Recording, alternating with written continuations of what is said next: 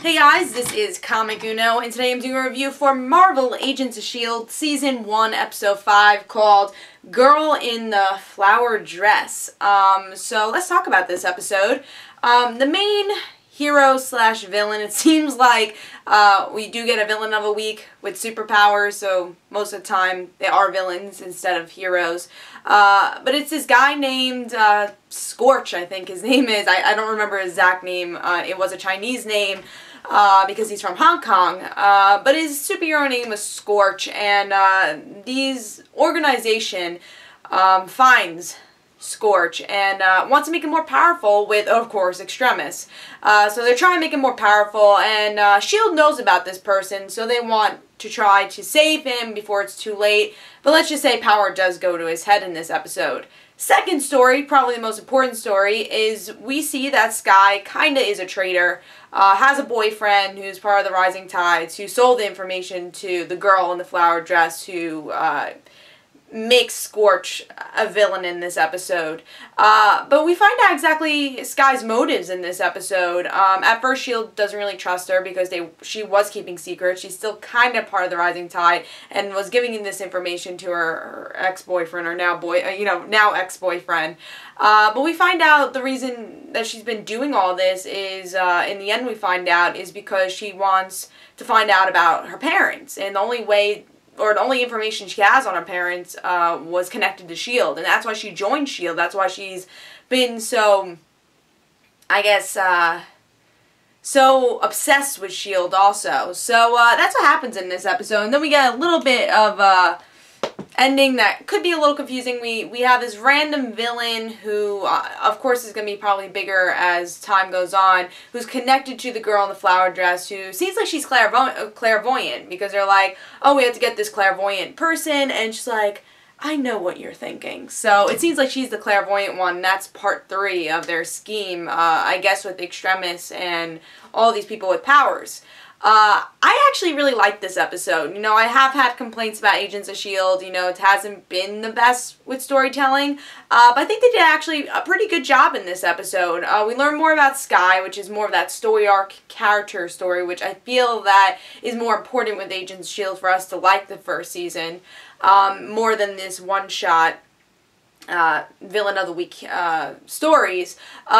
And we feel for Skye. You know, we did hear about an orphanage story, and I felt that was a little bit more forced when we first heard it. And really that last scene we see with Skye is like, wow, I feel for her. I want her to find her parents, and what is this connection with her parents?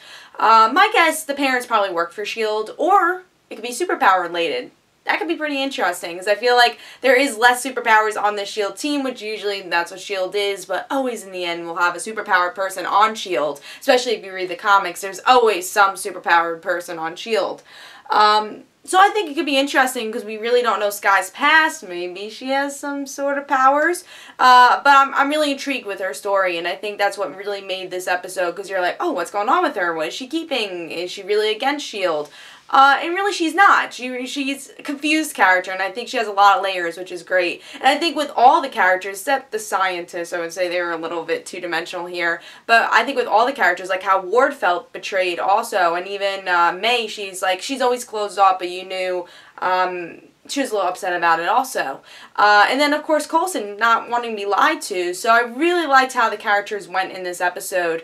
And then the villain of the month was okay. You know, I wasn't bored with it. I think with the last episode, the I Spy one, I was just super bored with the villain. But with this, I was pretty intrigued by it. You know, I wouldn't say, oh my god, best villain of the week. I still think the first pilot episode had the better hero/villain of the week.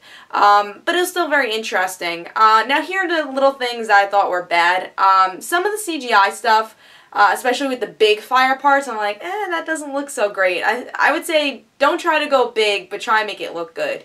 But I love the scene where the woman just pretty much melted because of the firepower. I'm like, ooh, that's kind of hardcore. But also the effects weren't so great at that moment too, but I think, alright, you know, go for that.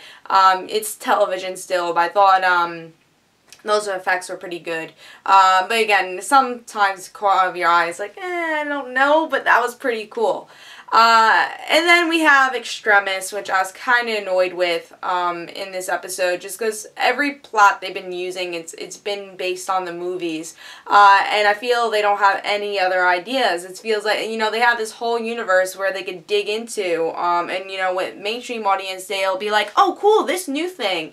But every episode, they just keep using something from the Marvel movies, and that's going to get really tiring. There's like, what, 3 things from the Marvel movies? There's not a lot of things that you could really touch upon.